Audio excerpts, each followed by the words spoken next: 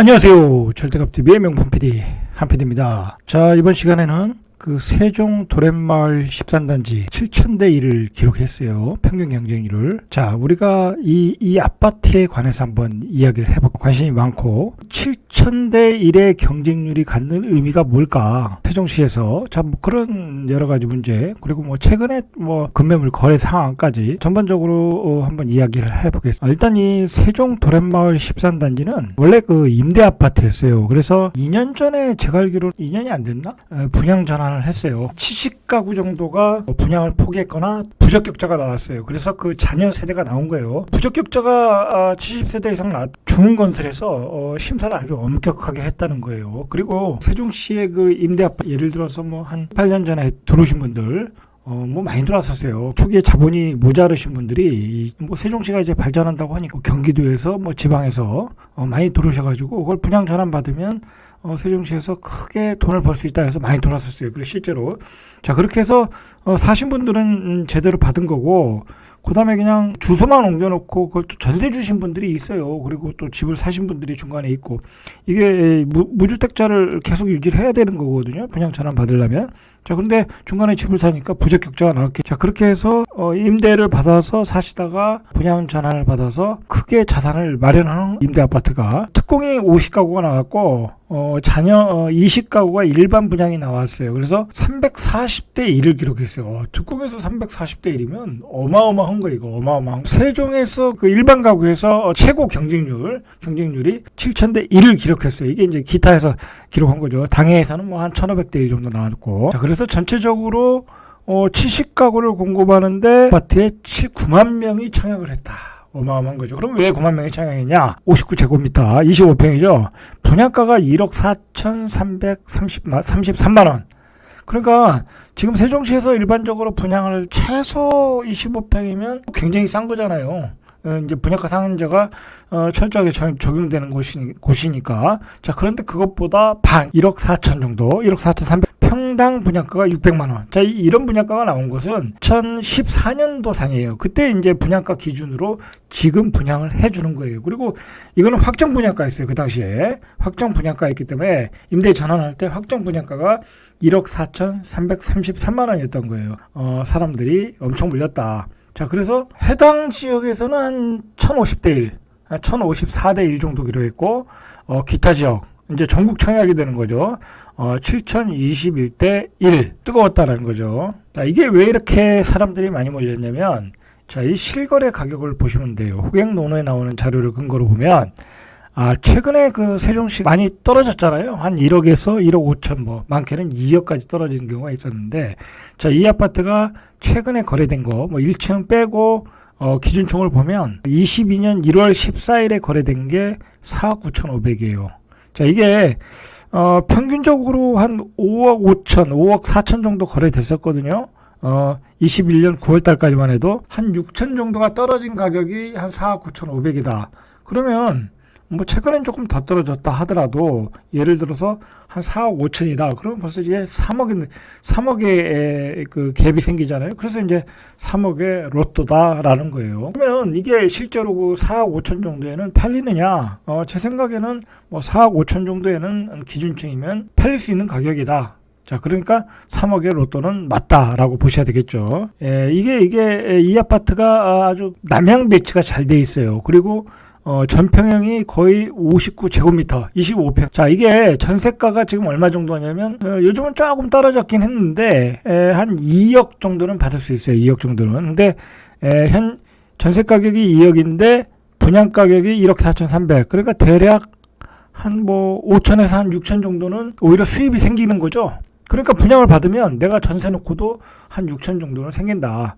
자, 물론 이 아파트가 임대 아파트다 보니까 내부 그 자재가 별로 안 좋아요.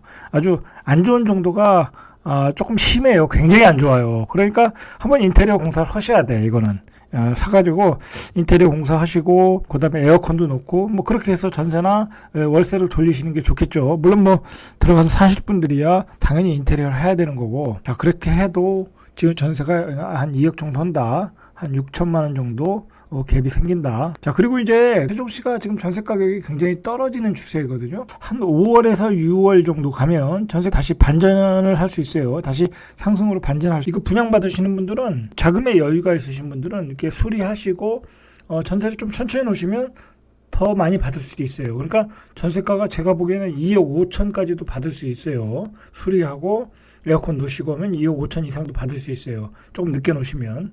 그런 전략을 짜도 입지를 한번 보시죠. 이게 이제 도담동에 있어요. 도담동은 세종시에서 A급지예요. A급지 중에 하나이다. 왜 그러냐면 이곳에 정부청사가 있잖아요. 대한민국에 정부청사가 있다. 바로 앞에. 자, 그리고 바로 앞에 충남대 병원이 있어요. 자, 이게 세종시인데, 자, 이게 정부청사예요. 이게 정부청사인데, 자, 지금 도련마을 13단지가 자, 요거예요. 여기. 자, 그러니까 정부청사에서 뭐 걸어서 한 10분 정도 거리. 수요도 많겠죠. 전세 수요, 월세 수요도 많다는 거예요. 자, 그리고 바로 앞에가 충남대 병원. 바로 앞에 뭐 2차선 바로 건너면은 양지초등학교. 거의 뭐 저품하죠. 자, 그리고 이 바로 앞에 항아리 상권, 도담동. 그러니까 상권도 좋고 병원 근접성도 좋고 직주 조건도 좋고. 자, 그리고 이 라인이 또 BRT 라인이에요. 그러니까 세종시에서 BRT는 또 지하철과 같은 역할을 하니까 교통도 좋다. 자, 그리고 이 앞에 홈플러스가 있고 대형마트가 있고, 자, 그리고 이 가운데로 방축천이 흐르고, 그러니까 이제 산책하기도 좋고, 자, 그 다음에 이 뒤에 원수산이 있어요. 그 나이 드신 분들 또 매일 산 다니시기도 좋고, 자, 그리고 청사에서 조금만 가면 이 호수공원, 중앙공원이 있고, 충분히 이용 가능한 거리거든요. 뭐 자전거 타고 가도 되는 거고, 걸어서 가도 되는 거고, 충분히 이용 가능 거리다. 그리고 이 정부청사 근처에 요즘 또 이 체육관이 여기 체육관이 생겨서 아주 그 스포츠 센터로서 쾌적한 그 시설이 있어요. 이걸 또 이용할 수. 뭐 세종시야 뭐 살기에는 뭐 최고의 도시니까 뭐 어떤 주변에 뭐 테니스장, 뭐 스포츠센터, 퍼블릭 골프, 정말 그 웰빙 라이프 하기에는 가장 좋은 도시니까 뭐 두말할 필요가 없겠죠. 그런 그 생활 인프라들을 누릴 수 있는 어떤 위치에 있어요. 이 13단지는 아주 입지가 갑지다. A급지이다 라고 보시면 될 것 같아요. A급지 아파트 25평을 1억 4 분양을 한다. 자, 당연히 7,000대 1이 나올 수밖에. 자, 그리고 이 세종시는 제 개인적인 생각, 초등학교 아이들을 키우기에는 전국의 최고의 도시이다라고 봐요. 왜냐면 안전하거든요. 유해 환경이 전혀 다 거의 다 아파트촌이잖아요. 뭐 빌라촌도 없고, 원룸촌도 없고, 어떤 그 일정한 소득을 가진 사람들이 이렇게 모여 사는 곳이에요. 대부분이 공무원이에요. 여기는 대부분이 공무원. 아니면 공공기관. 실제로 그래요. 교통도 아이들 학교 다니기에도 안전하고, 집 유흥시설 뭐 그런 것도 여기 없고, 항아리 상권에 별로 없고, 자, 아주 좋다. 그렇게 보시면 될 것 같아요. 다만 이제 중심 상권, 백화점이라든지 그다음에 다양한 그 음식점이라든지 고급 음식점이라든지 그런 것들은 아직 조금 약하죠. 세종시가. 왜냐면 이게 세종시가 한 50만 정도는 돼야, 규모의 경제가 돼야 그런 업종들이 속속 들어와서 어떤 자리를 잡고 장사가 잘 돼서 상권이 다양해지는 건데, 자, 그렇게 되지 않는 이유는 아직 규모의 경제가 안 돼서 그래요. 50만이 안 돼서. 지금 한 37만이거든요. 이제 50만이 되면 이제 그런 면모도 갖출 수 있다. 그리고 예를 들어서 이 금강, 호수공원, 이런 거는 뭐 거의 전국 최대의 규모이거든요. 이런 데 한번 걸어보시면 뭐 건강할 수밖에 없어요. 도시에 살면서 어떤 쾌적한 공원을 걷는다는 게 흔한 일이 아니거든요. 그리고 흔하게 있는 것도 아니고, 안전하지 않는 코스도 있을 수 있는 것이고, 자, 그렇지만 세종은 안전하고 쾌적하고 아주 최상급의 공원을 가지고 있다. 그것을 이용할 수 있는 곳이다라고 보시면 될 것 같아요. 그리고 이제 거기가 이 도련마을 13단지가 수요가 많아요. 그러니까 앞에 그 상권도 있고, 그 다음에 충남대 병원도 있고, 그 다음에 청사가 있다 보니까 청사 사람들 전세나 월세를 얻으셔야 되는 분들이 있으니까 그런 분들로 인해서 수요가 많다. 전세 월세는 임대 놓는 건 걱정 안 하셔도 될 것 같아요. 방이 3개이고 화장실 2개, 3베이. 구조도 무난해요. 아까도 얘기했듯이 아주 내부 인테리어는 조금 안 좋아요. 굉장히 자재가 안 좋아요. 그러니까 내가 분양을 받았다 하면 무조건 인테리어 공사를 하셔야 돼요. 그 비용도 생각을 하셔야 돼요. 자, 그 다음에 전세를 조금 늦게 놔라. 2억 5천까지도 받을 수 있다. 그리고 이게 잔금 조건이 좀 까다로워요. 왜냐면 이게 한 달 내에 잔금을 치러야 돼요. 계약 후 한 달 내에. 당첨되신 분들은 어떻게든 급전을 마련하셔야 되겠죠. 계약금이 10%, 잔금이 90%. 한 달 내에 쳐야 된다. 그러면 내가 계약을 치고 전세를 놓으면 되지 않겠냐. 자, 그렇게 생각하시는데 그게 쉽지 않겠죠. 왜냐면 한 달 내에 전세를 맞추기도 어렵고, 그리고 요즘 전세가 잘 안 나가요. 전세가 잘 안 나가고, 그 다음에 집을 볼 수가 없잖아요. 그죠? 집을 볼 수가 잔금도 안 냈는데 집을 보여주겠습니까? 안 보여줄 거야, 아마. 그거는 어렵다. 자, 그러니까 급전을 미리 만들어 놓으셔야 돼요. 아니면 은행에서 대출을 준비하시든지. 뭐 세대당 5,920만 원 뭐 이런 융자가 지금 깔려 있거든요. 깔리는데 이걸 승계를 받는 것은 어려운 것 같고, 새로 그 대출을 받으시면 될 것 같아요. 무주택자인 경우에는 뭐 보금자리 론이라든지 뭐 쉽게 받을 수 있으니까, 뭐 60% 이상 받을 수 있으니까 받으시면 된다. 자, 60% 받고 계약금 10%니까 그래도 30% 더 있어야 되겠죠. 자, 일정상 전세 세팅으로 잔금 지불은 불가하다. 자, 사시고서 거주 의무 기간은 없어요. 이거는 잔금 후 전세 세팅하셔도 돼요. 못 들어오시는 분들은. 자, 그리고 앞에서 얘기했듯이 전세를 늦게 넣으면 더 유리한 조건으로도 가능하다. 자, 그리고 이건 등기치고 전매가 가능해요. 등기치고 전매가 가능하다. 거주 의무가 없으니까. 자, 이 7,000대 1, 물론 이제 가격적인 메리트가 컸었죠. 3억이라는 게 눈에 보였으니까. 자, 그렇게 해서 인기가 있었는데, 어쨌든 세종의 어떤 잠재력을 보여줬다는 거죠.